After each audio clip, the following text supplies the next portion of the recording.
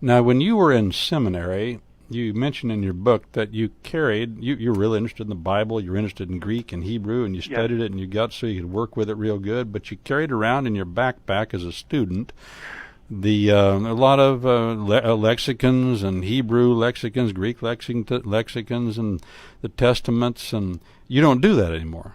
No, I don't have to. I used to. In fact, a friend of mine was reading a book just the other day, and his name's Dan, and he said, "David, I remember that. Oh man, we come to chapel, we called it convocation, and I'd be handing out books to everybody else, and I'd be sitting there with my Greek, and I would get to the point where I'd literally, in later years, even after I got my Master of Divinity and got ordained and all that stuff, to where I would sit there with all these Greek texts open before me and all these linguistic keys and Metzger and all this Bible Society stuff, trying to figure out what words in a verse I could actually believe and which version of them I could actually trust. I had to hold every belief tentatively because I believed what my teachers taught me instead of learning what history said. And what did history say? History said his God is consistent and he has preserved his words. He kept his promise. So your position is, and you tell people that the only Bible they should read if they are readers of English is the King James Version. Is that right? Yes, because of two things I told you. Because it is those accurately transmitted texts through history and the accurately transmitted meanings of the words through history. Well, is there anything wrong with reading something like Moffat's paraphrase or Ken Taylor's Living Bible? I mean, is that going to hurt us? Don't you get the idea out of what it says there? I mean, you're a linguist. You know what equivalency is. What do they call it? What is it? Translational equivalence or something instead of word by word? Dynamic equivalence. Yeah, dynamic. Or functional equivalence. Well, what's wrong with these other versions? How are they going to hurt us?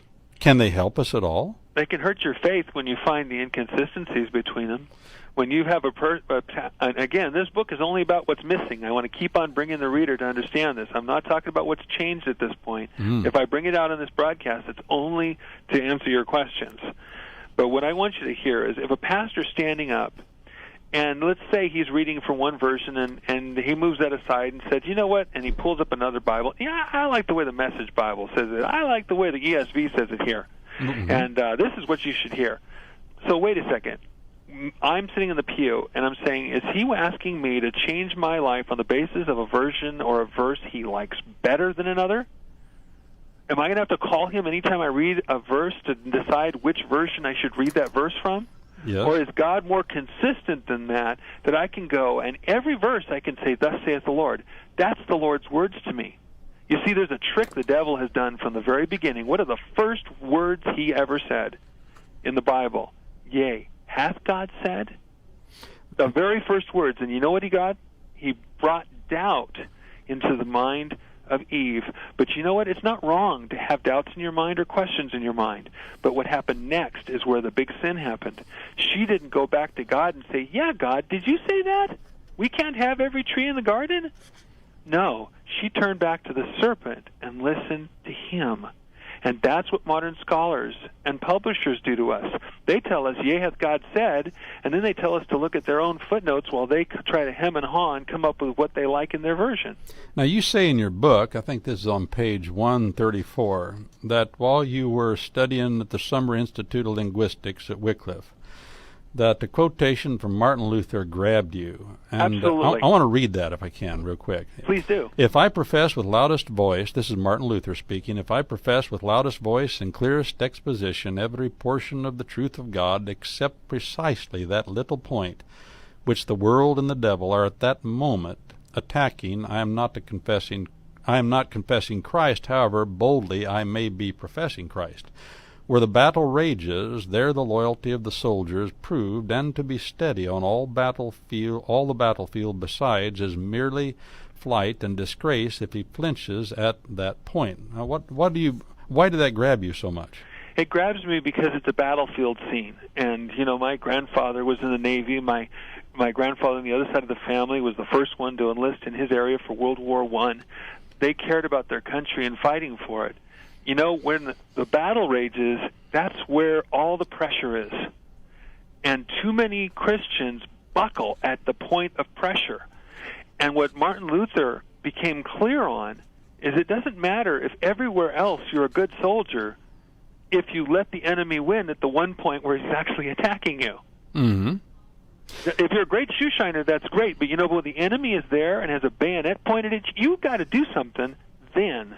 And the bayonet right now is, yea, hath God said. There are so many versions, English versions of the Bible now, that I'm lost. 25 years ago, I knew probably most of them. They tell me a new one comes out every year. About every 2 years, yeah. Every 2 years. But I don't know what can be done about it. But the King James Bible, of course, as were even the Latin Vulgate in the early centuries, weren't those put together so that there would be a uniform or a consistency and people would understand and learn a Bible and there wouldn't be so much contention in the church?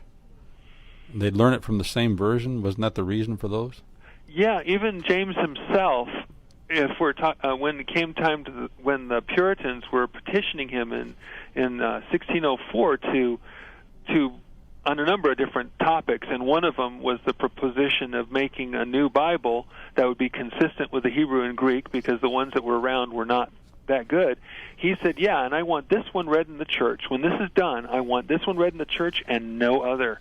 Mm-hmm. He wanted one Bible so that people would have one consistent idea that would not have a bunch of man's notes all over it. The only exception as far as man's notes has to do with translators' notes and objections. After going through the text no less than 14 times from 1604 to 1610, actually more 1606 to 1610, but there was a process. After going over the text no less than 14 times, if anybody kept on their objection, that was put into a center note. So I give them no credence whatsoever. I don't pay attention to those ors when you see them in the notes, but that was a way of being straight with the people who still had objections, but the rest was kept in the text. That means that 54 plus people had to be in agreement on every word out of 1,189 chapters of the Bible. Now there were two long passages I noticed in your book you say are eliminated or omitted from most every version. These passages are familiar to anybody that's been in church for very long. One of them is the narrative of the woman caught in adultery. Yes. In John chapter 7 through most of John chapter 8, am I remembering? John 7:53 to 8:11, to be specific, 12 verses. And that's taken out of almost all of the major new verses, new there's versions. Different ways to do it, as I say in the book, and I want to make this very, very clear. And you will find this as I have found it, even after I wrote the book. I was surprised. So let me backtrack something. There are 3 different ways or 4 different ways to say you don't believe something but have it a Bible published. One is to omit it entirely, so it's literally physically not in the book. You can't find it anywhere. Okay. Number 2 is to stick it in a footnote. Number 3 is to put it in italics. Number 4 is to put it in brackets. And actually, there is a 5th one. Number 5 is to separate the text off and then just write a little note on it.